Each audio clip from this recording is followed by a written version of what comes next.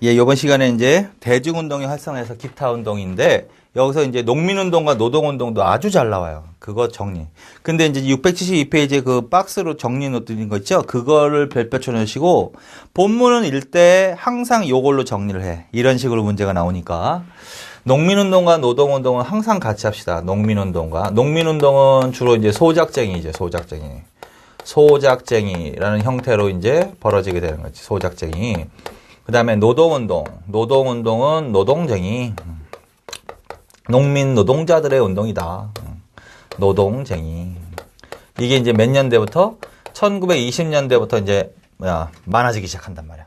그래서 20년대 민족운동으로 요것도 정리해놔야 돼.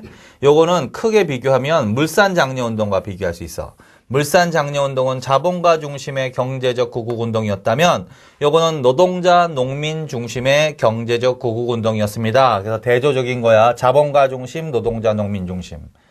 따라서 이 운동은 어떤 세력이 주도했을 것 같다? 사회주의 세력이. 자, 이렇게 크게 알아두시고 배경을 한번 그냥 들으세요. 자, 1910년대부터 이게 거슬러 올라가는 거지, 항상. 일제 통치 방식에 문제가 있는 거지. 1910년대 일제가 토지조사 사업을 통해서 대다수의 농민을 몰락시키는 정책을 썼어. 그래서 단순한 소작농으로 전락시켜 왔단 말이야. 따라서 지주제를 강화하면서 지주의 권한을 강화시키면서 농민들의 권리는 부정해버렸단 말이야. 그래서 10년대부터 이미 지주의 수탈이 시작이 됐다라는 거죠. 결국 일제의 정책에 의해서 지주제가 강화되면서 지주의 수탈이 심화되어 왔다. 그래서 20년대 이 소작 농민들이 어떻게 지주에 대해서 어떻게 소작쟁이, 스트라이크를 일으키더라는 거지. 자, 그래서 그게 배경이야, 그냥. 그 다음에 노동운동도 마찬가지야. 1910년대에 공업화가 이루어지면서 물론 조선인 기업은 억제되는 시대고 일본인 기업이 많이 증가하는 시기다. 그런데 이제 조선인 노동자가 근로자가 늘어난다.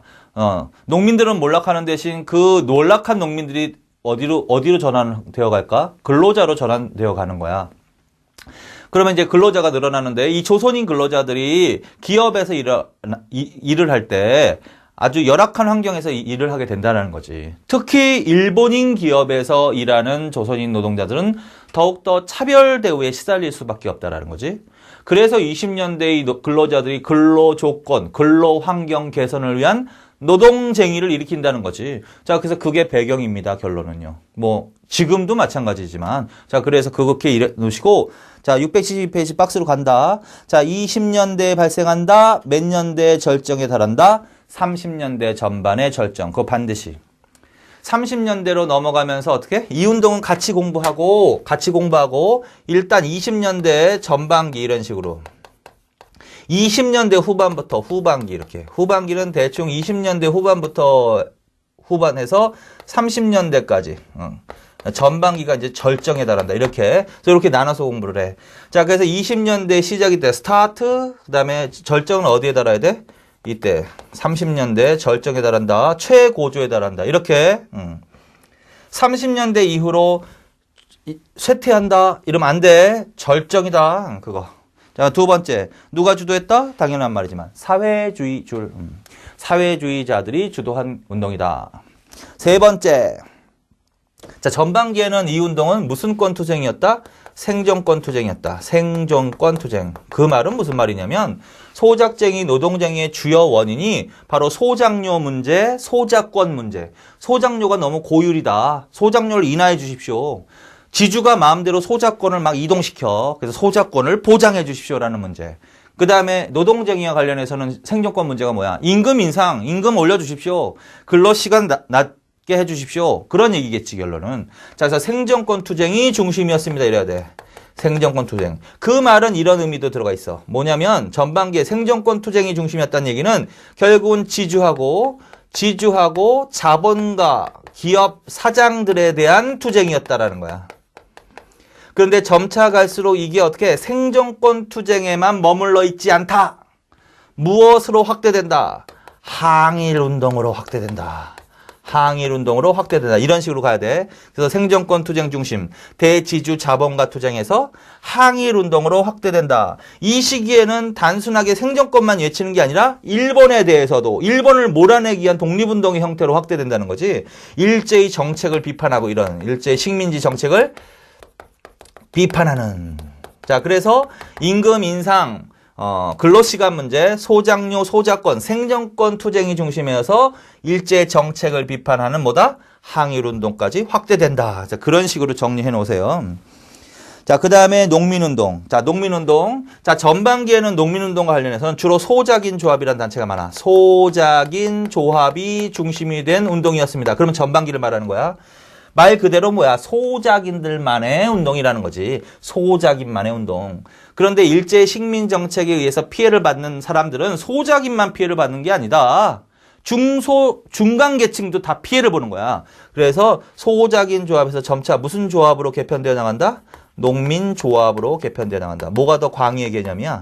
소작인이 더 협이고 요게 광이지. 자, 그래서 소작인 조합에서 점차 뭘로? 농민조합으로 개편되어 나가기 시작했다. 이렇게 해서 그렇게 정리해 놓으세요. 반드시. 자, 그 다음에 1930년대. 자, 1920년 후반부부터 사회주의 색채가 점점 가서, 이거 일단 기본적으로 사회주의자들이 주도했다고 그랬지? 노동자, 농민이 이 운동을 하고 있을 때 사회주의 사상이 보급되면서 사회주의자들이 여기에 관여를 하는 거야. 그래서 점차 이 운동이 더욱더 조직적이고 격화되는 거야. 그러면서 시간이 흘러갈수록 사회주의 색채가 강해지는 거야. 그래서 사회주의 색채가 강한 걸 이렇게 불러. 혁명적 적색. 혁명적 적색. 이때는 소작인 조합이 아니라 농민조합이라고 했지? 농민조합, 노동조합 설립운동. 노동조합. 책이 있으니까 따로 쓸 필요는 없죠. 자, 그래서 20년대 후반부터 뭐야? 혁명적 적색 농민 노동조합이 그래서 30년대까지 이어진다. 20년대 전반부터 이러면 안 돼. 반면에 민족주의자들도 농민운동을 할 수는 있어. 그러면 민족주의자들이 하면 보통 앞에 계량주의라는 단어를 써. 계량주의. 그래서 계량주의 운동하면 조선농민사 천도교 계열 그걸 따로 알아두세요. 자, 이 단체는 뭐야? 사회주의. 이 전반적인 운동은 사회주의자들이 주도했지만 요게 나오면 사회주의라고 하면 안 돼. 민족주의 세력이 전개한 농민운동과 관련되어 있는 단체는 뭐다? 조선농민사. 반면에 그 위에 있는 단체들이 거의 사회주의 색채가 강한 거야. 그래서 조선노동공제, 그 줄쳐놔. 조선노동공제회. 조선, 줄쳐놓으세요. 조선노동공제회. 이 단체가 1920년에 만들어졌는데 이게 최초의 전국적 규모의 운동단체야. 그래서 최초의 전국적 규모의 조선노동공제회라는 단체가 만들어져서 이 단체가 무슨 운동을 지도했던 단체야? 소작쟁이하고 노동쟁이를 지도했다. 이래야 돼. 노동이라고 했지만 이 당시에 이 노동자의 개념 안에는 농민들도 농업노동자도 들어가 있는 개념이 돼. 그래서 조선노동공제회는 무엇과 무엇을 함께 지도했다? 농민운동과 노동운동을 함께 지도했다. 자, 두 번째. 이게 뭘로 간다? 조선노동연맹회로 간다 그랬지? 조선노동연맹회로 간다 그랬지? 확인만 하세요. 요거는 확실하게 외우고. 조선노동공제회가 최초의 전국적 규모의 운동단체라고. 조선노동연맹회. 이것도 뭐라고 해서? 노동이라고 했지. 노동. 이 단체도 노동이라고 했지만 두 운동을 함께 지도한 거야. 자, 그 다음에 24년에는 뭘로 가? 조선노농이라고 했지. 노농 총동맹 이렇게 한 거야. 노농 총동맹. 자, 이건 뭐야? 노동자, 농민이지? 여기에는 말 그대로 노동운동, 농민운동을 함께 지도한 거야.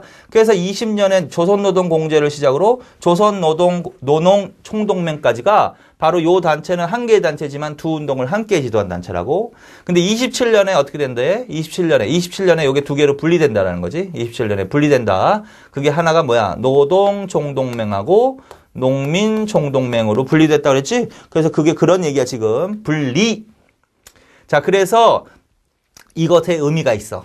자, 전반기의 운동은 두 운동이 결합되어서 추진되었다. 이렇게 이해해. 결합.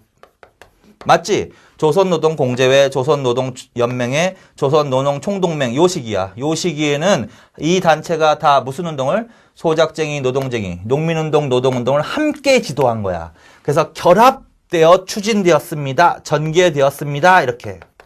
그러다가 20년대 후반기부터는 어떻게? 노동총동맹, 농민촌동맹. 노동자의 문제하고 농민의 문제는 엄연히 다른 거죠. 그래서 전문성을 기하기 위해서 두 운동을 분리시켰다라는 거야. 그래서 이 두 운동은 맨 처음에는 결합되어 전개되었으나 점차 어떻게 된다? 분리되어 전개된다. 이런 식으로 정리를 해 놓으시라고. 자, 그래서 요 정도. 자, 여기까지 정리합시다. 자, 농민운동, 노동운동의 성격에 대해서. 자, 전반기에 20년대에 시작되어서 몇 년대에 절정에 달한다? 30년대 전반에 최고조에 달한다. 이 운동은 누가 주로 주도했다? 주로 사회주의자들이 주도한 노동자, 농민 중심의 경제적 구국운동이다. 따라서 이것이 자본가 중심의 경제적 구국운동인 물산장려운동과 대조적이다. 이 운동은 전반기에는 생존권 투쟁이 중심이 되었다. 그 말은 대지주 자본가 투쟁이었다. 그런데 점차 갈수록 어떻게? 일제 정책을 비판하는 항일운동으로 확대된다. 전반기에는 소작인 조합이 중심이 된 운동이었다. 그러나 20년대 후반부터는 농민조합으로 확대 개편되어 나가기 시작한다. 그 다음에 20년대 후반부터 사회주의 색채가 더 강한 운동, 혁명적 적색 운동이 나타나기 시작한다. 그 다음에 두 운동은 어떻게? 전반기에는 결합되어 전개되었으나 점차 어떻게 된다? 분리된다. 그래서 지나치게 강조해도 지나치지 않아. 그래서 박스 안에 이런 식으로 반드시 정리하나. 그 다음에 이제 가볍게 보세요. 20년대 주요 농민운동은 뭐가 있다? 연필로 암태도 소작쟁이, 동양척식 주식회사 농장 소작쟁이, 불이흥업 주식회사 소속 서선농장 소작쟁이. 요게 바로 1920년대 주요 소작쟁이야. 그 다음에 20년대 주요 노동운동 원산 총파업. 그거는 특히 기억하세요. 29년이라고도 써놔. 원산 총파업이 1929년. 그래서 일제시대 최대의 파업이야 이게. 노동운동. 원산 총파업. 그렇게 거기까지 합시다. 자, 그래서 요 단체를 요 운동을 정리해 드린 거야. 요거 다 책에 있는 것들입니다. 자, 그래서 농민운동과 노동운동 잘 나오는 거예요, 이것도. 그래서 정리해 놓으시라고. 자, 그 다음에 이제 어디로 가겠습니다. 677페이지로 갑시다. 양가를 한번. 광주 학생운동. 학생운동이다. 일제시대에 꾸준히 학생들이 독립운동에 가담을 했지. 물론 3.1운동에도 가담했지. 그렇죠? 3.1운동에도 가담하고, 굵직굵직한 것만 보더라도 60만세 운동에도 적극 가담하고, 그 다음에 광주 학생운동에도 적극 가담하고, 그래서 이제 학생운동이라는 건데, 특히 이제 이 학생, 그전에는 그런데 20년대 초반에는 학생들이 독립운동의 주체보다는 조금 보조적인 역할을 많이 했단 말이야. 그런데 학생들이 하나의 독립된 운동단체로 어떻게 급부상하는 계기가 바로 아까 60만세 운동이라고 그랬죠? 그래서 60만세 운동은 학생운동으로서의 성격도 띠고 있는 거야. 그런데 이제 그 중에서도 가장 대표적인 그 이후에 60만세 운동으로 독립운동의 주체로 급부상하면서 학생운동이 더욱더 활발해지기 시작했고, 그게 이제 29년에 일어났던 광주 학생운동으로 연결되는 거야. 그래서 학생운동 관련해서는 이거 하나 기억해 두세요. 광주 학생운동. 여기다 씁시다, 그냥. 광주 학생운동. 이거는 뭐 그렇게 공부할 거는 크진 않아. 광주 학생운동. 1929년에. 이렇게. 자, 이거는 학생운동인데 그냥 한 번만 읽으시면 돼. 광주 학생운동은요, 일단 사소한 시비에서 일어난 거야. 광주 지역에서 통학기차 내에서 한일 학생 간이 사소한 시비가 패싸움이 일어났어. 열차 내에 타고 있던 조선인 여학생들을 일본 학생들이 괴롭혔단 말이야. 그래서 조선인 남학생들과 일본 학생들 간에 싸움이 벌어진 거야. 그래서 통학기차 내에서 시비, 그거. 그래서 이제 싸웠잖아. 그럼 어디로 가야 돼? 일본 경찰로 끌려갔단 말이죠. 그래서 조사를 받았겠죠. 그런데 일본 경찰이 편파 수사를 하더라는 거야. 불공정 수사를 하더라는 거야. 일본인을 위해서만 무조건 피해자고 조선인을 가해자로만 몰고 불공정한 수사를 하더라고. 그래서 여기에 학생들이 항의하기 시작한 거야. 그래서 삽시간에 광주 시내 전 학교로 이 일이 알려진 거야. 그래서 학생들이 공정한 수사를 요구하는 집회, 시위를 막 열기 시작한다. 그리고 학생들은 학생운동의 대표적인 형태가 뭐다? 동맹, 휴학 이런 것들이 많이 이루어지는 거지. 그리고 이 단체는 뒤에서 누가 후원을 했다고 그랬지? 그 반드시 기억하라고 그랬지? 신간회. 신간회가 바로 이 운동을 뒤에서 지원한 단체란 말이야. 자, 그래서 광주에서 시작된 항일 운동이 삽시간에 전국적으로 확대됐어. 그래서 이 운동은 3.1 운동 이후 최대의 민족운동으로 확대된 운동이다. 그거 반드시 기억해야 돼. 자, 그래서 그런 식으로 읽으시면 돼. 넘기세요. 678페이지. 그 다음에 동그라미 4번 있지? 3.1 운동 이후 최대의 민족운동 발전. 그거 반드시 그거 줄쳐놔. 그리고 니은, 신간의 후원. 그거 두 개 반드시 줄쳐놓으라고. 그게 바로 뭐다? 광주 학생운동의 특징이단 말이야. 그래서 예를 들어서 3.1 운동이 최대의 민족운동으로 확대된 운동은 60만 세 운동이었습니다. 여기에 잘 연결되거든? 틀린 거야, 틀린 거. 그럴듯하지만 아니야. 3.1 운동 이후 최대의 민족운동으로 확대된 건 뭐다? 광주 학생운동을 말합니다. 그리고 어떤 단체가 후원했다고? 신간회가 후원했다고요. 그래서 그 두 개는 확실하게 기억해 두시라고. 거기까지. 그 다음에는 이제 청년운동. 청년운동은 한번 읽어. 청년운동. 청년단체가 만들어져서 청년운동도 전개되었습니다. 그냥. 그 다음에 여성운동으로 가. 일제시대 때 여성운동이 전개되기도 했습니다. 그리고 이 여성운동 2단체 기억해. 뭐, 이 단체는 신간의 자매단체야. 신간의 자매단체 한 거야. 신간의 자매단체. 여성 좌우 합작이야. 뭐, 근우회, 근우회. 그거 반드시 기억하세요. 근우회, 자, 그래서 그 정도만 알면 돼. 그래서 일제시대 때 여성운동 단체 하면 누구? 근우회라고 해. 여성 좌우 합작. 그리고 성격은 신간회하고 비슷하니까 항상 신간회를 염두에 두면서 근우회 그거 반드시 알아놔. 그 다음에 넘기시고. 그 다음에 형평운동. 자, 형평운동이 은근히 잘 나오거든? 형평운동. 자, 형평운동은 뭐냐면 형평운동은 반드시 형평운동은요. 누가 전개한 운동이냐면 백정들이 전개한 운동이야. 백정들이 정한 조선시대 백정. 자, 조선시대 백정은 뭐 하는 사람인지? 도살업에 종사하는 사람을 백정이라고 그랬지. 이 백정들이 전개한 주도한 운동이 바로 무슨 운동이다? 형평운동이다. 조선시대 백정은요, 일반 민에 비해서 차별 대우를 받았어. 사회적 차별을 받았어. 비록 가보기역으로 법적으로 신분 차별은 없어졌지만 그 이외에도 여전히 백정에 대한 사회적 차별이 심했대요. 그래서 일반 사람들이 백정하고는 같이 그래서 백정들이 사는 마을이 또 따로 있잖아. 백정의 자식들은 교육도 못 받았단 말이야. 학교에 가지를 못해. 왜? 일반 사람들이 못 오게 해가지고. 그게 일제시대까지 넘어온 거야. 그리고 일제시대에도 이 일본 애들이 여전히 일본 총독부도 이 백정을 차별대우를 했단 말이야. 그래서 일제시대에도 여전히 백정들이 사회적 차별을 받고 있었다. 그래서 이 백정들이 사회적 차별을 없애주십시오. 신분 차별을 없애주십시오. 라는 운동을 전개했어. 그게 바로 형평운동이야. 자, 결론. 자, 형평운동이란 백정들의 신분 차별 철폐운동. 신분 해방 운동을 형평운동이라고 합니다. 그래서 그거 기억하시고 내용 간단하다고. 그걸 전개한 단체 줄쳐놓으세요. 뭐 조선 형평사라는 단체가 몇 년에? 1923년. 어디에서? 진주에서. 사람이 없으면 쓰세요. 이학찬이라고 써. 이학찬. 그래서 조선형평사라는 단체는 1923년 진주에서 이학찬 등이 주로 백정이 중심이 되어서 만든 단체야. 그래서 이 단체가 전개한 운동이 바로 뭐야? 형평운동입니다. 그래서 이 형평운동은 잘 나오니까 반드시 기억해. 자, 그래서 백정들의 신분차별 철폐운동이다. 이렇게. 저울과 같은 평등한 사회를 구현하는 것을 목적으로 한 백정들의 신분 상승운동이다. 이렇게 정리해 놓으시면 돼. 포스터 한번 보고. 그 다음에 소년운동으로 갑시다. 자, 소년운동. 자, 소년운동은 그냥 그거, 천도교. 천도교가 소년운동을 주도했어. 천도교. 소파 방정환 선생. 아시죠? 어린이날 제정한 사람. 방정환. 천도교. 그래서 어린이날 제정하고,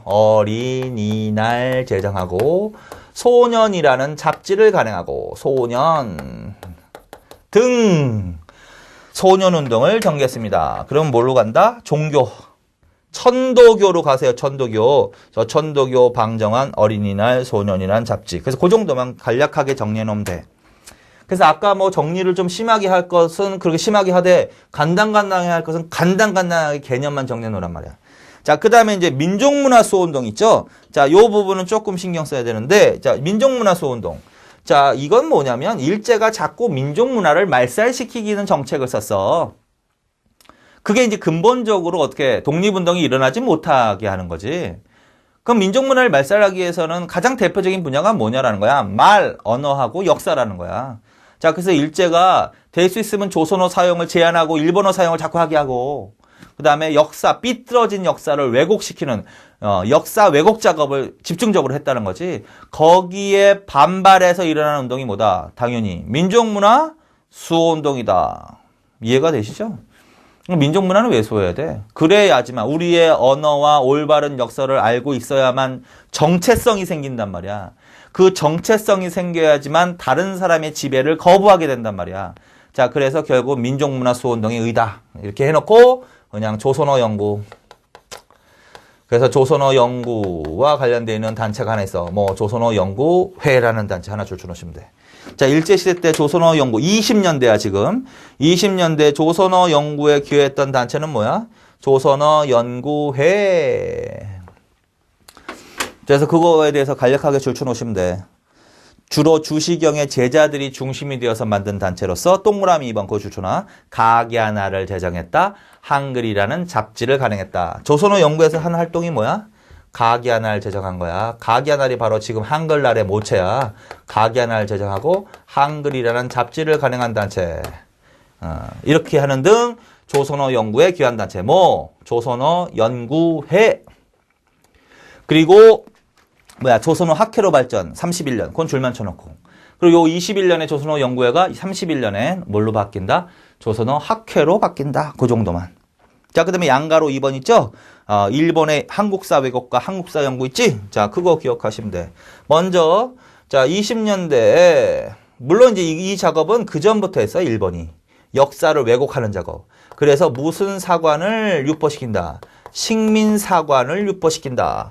자, 그래서 이거는 일본이 민족 정신을 말살시키기 위해서 조선의 역사를 자꾸 왜곡하는 작업을 펼쳤단 말이야. 그리고 왜곡된 역사의식을 자꾸 유포시켰다고. 그걸 식민사관이라고 하는데, 그러면 왜 일본 애들이 역사를 왜곡하는 작업을 펼쳤느냐는 거지. 그게 바로 식민지배를 정당화하기 위한, 합리화, 정당화하기 위한 목적인 거야. 그래서 식민사관이라고 하는 거야. 자, 그래서 이제 식민사관 유포되는데 그 식민사관의 종류 있죠? 종류와 개념을 조금 정리해놔. 자, 가장 핵심적인 내용은 여기서 타율성론과 절체성론이야. 타율성론, 그 다음에 정체성론. 자, 일본 애들은 한국사를 이렇게 보는 거야. 타율성, 정체성이다. 자, 타율성은 뭐다? 말 그대로야. 타율성은 조선의 역사는 스스로 발전해 온 것이 아니라 외부에 의해서만 발전해 왔다라고 주장하는 거야. 조선은 스스로 발전해 온 나라가 아니라 외부에 의해서만 발전해 왔다. 그게 타율성론이라는 거야. 그래서 이제 그걸 확대시켜서 일찍부터 이 조선이라는 나라는 옛날 고대사에서부터 그 기원을 따져 올라가면 중국으로부터 식민지 지배를 받았고 일본으로부터도 계속 식민지 지배를 받아왔다는 거야. 그래서 외부에 의해서만 계속 발전이 되어 왔지 스스로 발전해 오지 못했다. 이게 타율성론입니다. 따라서 조선인의 자율적 발전 능력을 부정하는 이론이다. 자, 그 다음에 정체성론. 자, 정체성론은 뭐냐면 그거 읽어보세요. 그게 가장 포인트인데 조선의 역사는 정체돼 있었다라는 거야. 자, 20년대, 지금 1900년대니까 1900년 되면 20세기지, 20세기. 20세기 초반에 이 조선 사회의 수준이 일본 옛 고대 사회 수준과 비슷하다는 거야. 발전 정도가. 합방 전까지. 그만큼 조선의 사회는 발전이 정체된 사회다, 이렇게. 그래서 수준이, 발전이 낙후된 정체된 사회였다. 합방 직전까지도.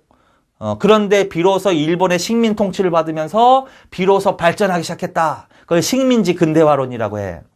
일본 애들이 일제강점기를 어떻게 평가한다? 일본 애들 입장에서는 조선이 니네들이 그렇게 후진사회였었는데 우리의 36년간 식민 통치를 받으면서 비로소 니네들이 근대사회로 접어들었다. 이런 식으로 강조를 하는 거야. 그거 잘못된 얘기지, 그거. 야, 그래서 말 그대로 정체성론이란 조선사회는 발전이 낙후된 정체된 사회다. 그래서 이걸 정체성론이라고 한다. 근데 이거 타율성론과 정체성론을 반박하는 거는 간단하지. 왜? 이미 조선 후기에 무슨 움직임이 나타났어, 조선사회에서? 근대 지향적인 움직임이 나타났지. 근대 지향적인 움직임이 뭘까요? 근대 사회의 맹아, 싹 텄단 말이야. 조선 후기부터. 자본주의 경제, 상공업이 발달하기 시작했단 말이야, 이미. 독점적 도매상인인 도고가 출현하기 시작했단 말이야. 그 다음에 근대 사회의 특징인 평등사회, 평등의식이 확산되기 시작했단 말이야. 그 다음에 문화적으로 가장 대표적인 근대지향적인 학문이 뭐 실학이 발전했단 말이야. 그래서 조선 후기에 나타나는 근대지향적인 움직임은 곧 일본의 정체성론이라든가 타일성론을 반박할 수 있는 근거 자료로 사용될 수 있다. 따라서 타일성론과 정체성론은 뭐다? 거짓이다. 자, 그 다음에 또 뭐가 있다? 나머지는 그냥 크게 보세요. 당파성론. 당파성론은 뭐다? 당파성론은 조선의 붕당 정치에 대한 일본의 견해야. 그래서 일본 애들은 조선의 붕당 정치를 붕당이란 용어로 쓰지도 않아. 당쟁이라고만 소연해. 당쟁이라고만 표현해. 싸움의 역사로만 인식하는 거야. 그래서 부정적으로 극심한 부정부패함을 일으켰다. 부정적으로만 인식하는 거야. 그렇지 않다. 붕당 정치는 결국은 뭐야? 힘이 대등한 사람이 나눠져서 정치함으로써 정치가 깨끗하게 올바르게 갈 수 있는 장점도 보유하고 있는 거지. 그리고 실제로 조선위기의 붕당 정치는 어떻게 싸움을 물론 했긴 했지만 싸움 이외에 긍정적인 면도 볼 수 있는데 일방적으로 부정적으로만 소극적으로만 해석하는 견해는 맞지 않는다. 자, 당파성론이라고 한다. 그 다음에 만선사관. 만선사관은 그거야. 한반도를 독자적인 영역으로 보지 않고 만주의 일부라고 보는 거야. 그래서 한반도의 뿌리는 만주에 두고 있다. 그래서 만주와 한반도를 함께 연결시켜서 봐야 된다. 이건 특히 나중에 일제가 대륙 침략할 때 이용했다 그랬지? 그래서 만선사관. 근데 또 뭐가 있어? 일선동조론. 일선동조론은 쉬워. 뭐야? 일본과 조선의 조상은 똑같다. 일선동조론. 이건 특히 어느 때 강조했다? 민족말살 정책기 때. 그 다음에 마지막으로 반도적 숙명론. 이걸 반도사관이라고 돼요. 반도사관. 우리가 한반도라고 하죠. 한반도. 반도가 뭐냐면 이게 이제 지리적인 명칭이야.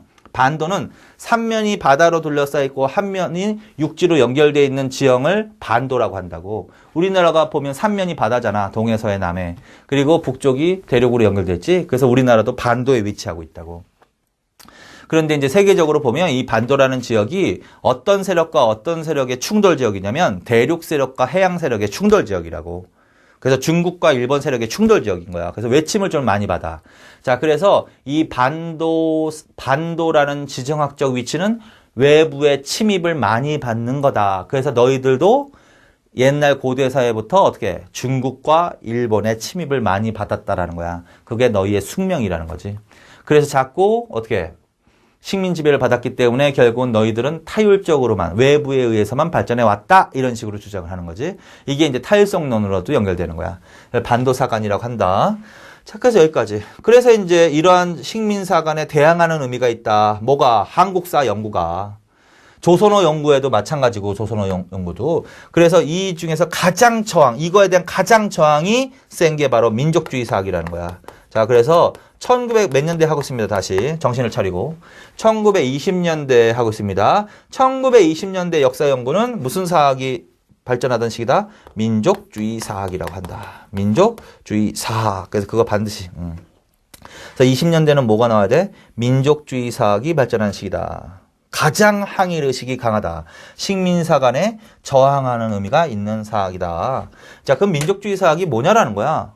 말 그대로 역사 연구의 목적, 주 목적을 뭐에 두는 거야? 민족 의식 고취에 두는 거야. 민족 정신을 강조하는 거야. 그래서 민족 정신, 우리의 전통 고유 문화, 민족 정신을 강조함으로써 독립운동의 정신적 기반으로 삼고자 했다. 책에 다 나와 있는 거야. 자, 그래서 민족주의 사학. 근데 이제 20년대 가장 대표적으로 나오는 사람이 두 사람이야. 물론 5사람 다 나오는데 두 사람. 누구? 박은식과 그 다음에 뭐? 신채호. 이 두 사람을 집중적으로 정리해 놓으십시오. 단독으로도 나오니까. 그래서 박은식과 신채호. 이렇게. 나머지는 이제 구체적으로 공부하시고, 역사 연구와 관련해서는, 자, 박은식은 이 두 개는 반드시 줄쳐놔. 한국통사하고 한국독립운동 지혈사. 그 두 개는 반드시 기억하세요. 한국독립운동 지혈사. 독립운동 운동지혈사의 자, 이건 누구의 저술이다? 박은식의 저술이다. 그리고 한국통사에서 이 박은식이 한 말도 기억해. 한국통사에서 박은식은 어떻게 말했어? 나라는 형이요. 형. 이건 껍데기, 형체란 뜻이야. 역사는 신이다. 여기서 신은 정신. 정신이야. 그래서 나라는 형, 역사는 신. 그거 반드시 줄쳐놔. 자, 그리고 여 형에다가 있죠. 형은 껍데기, 형체, 껍데기를 말하는 거다. 거기다 백이라고 써놔. 백. 여기다 신은 정신을 말하는 거거든. 여기다는 혼이라고 써놔.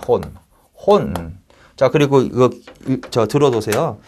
이 박은식은 한국통서에서 뭐라 그랬냐면 사람이 뭘로 이루어져 있다고 하냐면 혼백이라고 얘기했잖아. 혼백으로 이루어져 있거든. 혼은 정신이고 백은 이 육신 껍데기란 말이야. 근데 나라도 마찬가지로 보는 거야. 박은식은. 나라도 어떻게 껍데기, 백과 정신, 혼으로 구성되어 있다고 보는 거야. 그리고 혼에 해당되는 것은 뭘까? 우리나라 말, 역사, 이게 혼에 해당되는 거지. 근데 지금 일제강점기 때 나라가 망했잖아. 나라가 망했는데 뭐야? 껍데기가 망했다라는 거야. 그래서 나라는 형체여 껍데기, 백인데 지금 멸망했습니다. 그런데 무엇을 계속 유지하고 있어야 된다라는 거야. 정신, 혼은 유지하고 있어야 된다. 그래야만 나라를 되찾을 수 있다. 자, 그래서 이 사람이 무엇의 역사를 강조했다? 혼의 역사를 강조했다. 그래서 혼사상이라고 하는 게 바로 거기서 나오는 거야.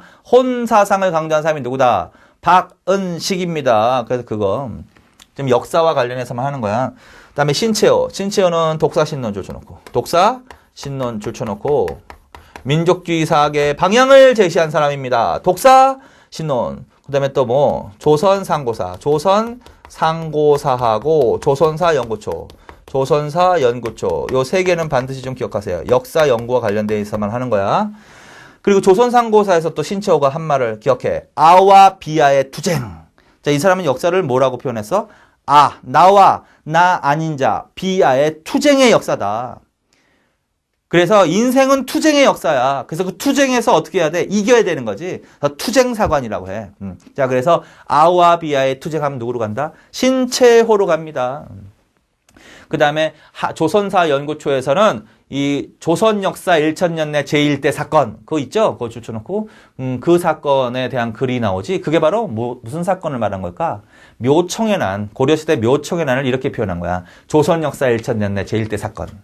그래서 이 묘청의 난과 관련되어 있는 평가에 대한 글이 나오면 누구로 가야 돼? 신채호로 가야 돼. 그래서 김부식을 비롯한 이 개경파를 사대주의자라고 비판하면서 묘청, 정지상등, 서경파를 자주적인 성격을 갖고 있는 진취적인 성격을 갖고 있는 세력으로 높이 평가한 거지. 그런데 아쉽게도 누가 진 거야? 서경파가 진 거지. 보수파에 의해서. 그래서 우리나라가 식민지의 노예가 됐다. 사대주의의 노예가 됐다. 뭐 이런 식으로 비판했다는 거지. 그래서 그런 내용이 나오면 누구? 신채호 이렇게. 그리고 특히 이제 이걸 주고서 독립운동도 물어본단 말이야. 그래서 박은식은 뭐 독립운동과 관련해서는 뭐 임정 2대 대통령 그 정도. 근데 신채호가 독립운동할 때 제일 잘 나가는 사람이야. 신채호는 무슨 투쟁론자다? 무장투쟁론자다. 의열단과 관련이 있지? 의열단의 행동강령인 의열단선언, 조선혁명선언을 집필한 사람이다. 임정에도 가담했었지? 근데 임정 때 뭘 요구한 사람이야? 국민대표자회의를 요구한 사람입니다. 그리고 국민대표자회의가 열렸을 때 당연히 무장투쟁론자니까 무슨 파에 속했겠다? 창조파에 속합니다. 그리고 신채호는 결국은 무정부주의 운동을 주도했지? 그래서 무정부주의 운동 했습니다. 그 정도 기억하세요, 반드시. 거기까지. 그 다음에 난가사상 줄쳐놓고 신채호는 무슨 사상? 난가사상이다. 그 다음에 정인보, 문일평, 안재홍도 주로 민족주의 계열의 사람들이다 하면서 줄만 쳐놓읍시다. 정인보는 신채호의 민족주의 사학 계승, 박은식과 함께 양명학자, 조선사 연구, 줄 5000년간 조선의 얼굴, 조선의 줄. 조선사 연구의 5000년간 조선의 얼이야. 조선사 연구야, 조선사 연구 초예요. 조선사 연구라고 해야지 조선사 연구 초라고 하면 안 되지. 조선사 연구 초 하면 누구로 가는 거야? 신채호로 가는 거야. 그거 비교하세요. 그 다음에 광개토대왕 비문 연구한 사람이야. 30년대 조선학 운동 전개한 사람이야. 문일평, 조선심, 세종. 한미관계 50년사 그거 줄쳐놓으세요. 한미관계 저서 하나씩 그건 반드시 외워. 한미관계 50년사. 그 다음에 조선학운동 전개한 사람. 안재홍, 조선일보 주필경, 비타협적 민족주의 줄. 신간의 결성에 관여 줄. 맞지? 그거 하셨죠, 이 사람. 민족주의 세력이 20년대 두 개로 나눠진다고 그랬지? 타협주의, 비타협주의. 그 비타협주의 대표인 사람이 안재홍이었잖아. 조선일보 사장 겸 주필이었으니까 비타협적 민족주의 세력의 대변지가 조선일보가 되는 거지. 그래서 비타협적 민족주의 세력, 자치운동 배격. 그래서 신간의 결성에 참여. 그 다음에 30년대 조선학운동 전개줄. 그 다음에 조선상고사관과 신민족주의와 민주주의 40년대 그거 줄쳐놔. 조선상고사관과 신민족주의와 민주주의 그거 기억하세요. 요건 누구로 가는 거야? 안재홍. 조선상고사야, 조선상고사감이야. 조선상고사감이야. 감이 붙어야 돼. 조선상고사만 하면 또 누구야? 신채호입니다. 그래서 그거 비교하시라고. 조선상고사 신채호, 조선상고사감 안재홍, 조선사연구초 신채호, 조선사연구 정인보. 그거 기억하시면 돼. 40년대. 자, 여기까지. 그래서 요거는 역사를 주로 했지만 어쨌든 민족주의사 요 부분은 좀 정리를 해두시라고. 요 부분도 문제가 나오는 부분인데 나오면 좀 어렵기 때문에 정리를 좀 잘해두세요. 이제 마지막으로 이제 국내 무장투쟁하면서 20년대 민족운동 끝내시다. 자, 20년대 이제 대충 이런 민족운동. 물론 이제 몇 개는 30년대로 넘어갔지만 대부분은 20년대지. 그 다음에 국내에서도 뭐가 있었다. 무장투쟁이 있었다. 그냥 단체만 줄쳐놔. 천마산 때 보합단 9월 산대 이렇게 9월 산대 요거는 그냥 크게만 보면 돼. 자, 요거는 몇 년대? 20년대 전반 어디에서? 국내에서 무슨 활동? 무장 활동을 한 단체 이렇게. 물론 이 당시에 무장투쟁은 어디가 더 활발한 거야? 국내보다는 만주하고 연해주가 활발한 거죠. 만주하고 연해주가. 그리고 여기가 문제가 주로 나온단 말이야. 그래서 봉오동 전투 청산리 대체 이거. 그러나 국내에서도 어떻게 무장투쟁 단체가 활동하기도 했다 정도로만 기억하면 돼. 근데 이제 20년대 중반 이후로는 이제 일제 탄압으로 이제 결국은 다 해체돼. 그리고서 만주 독립군으로 편입이 되겠지. 자, 그래서 요거는 20년대 무장투쟁 단체 국내. 그렇게만 정리해 놓으시면 된다. 자, 여기까지입니다. 자, 그래서 여기까지가 대충 뭐다? 대부분 20년대 문화통치기 때 국내 민족운동을 좀 정리해 놓은 거야. 그래서 독립운동은 이 부분이 그래도 제일 잘 나오는 거야. 그리고 왜 국내에서 민족운동이 이렇게 많아졌을까? 그거는 문화통치하고도 관련이 있는 거지. 문화통치기 때는 조금 유화정책을 쓰는 때지. 그래서 국내에서 이런 운동이 조금 그전보다는 많아지게 되는 거지. 자, 여기까지. 자, 이번 시간까지 해가지고 이제 문화통치기의 민족운동까지 정리해드렸습니다. 그 다음에 이제 다음 시간에는 이제 민족말살 정책기, 맨 마지막 부분이죠. 민족말살 정책기 때의 통치 방식과 민족운동을 정리하겠습니다. 수고하셨습니다.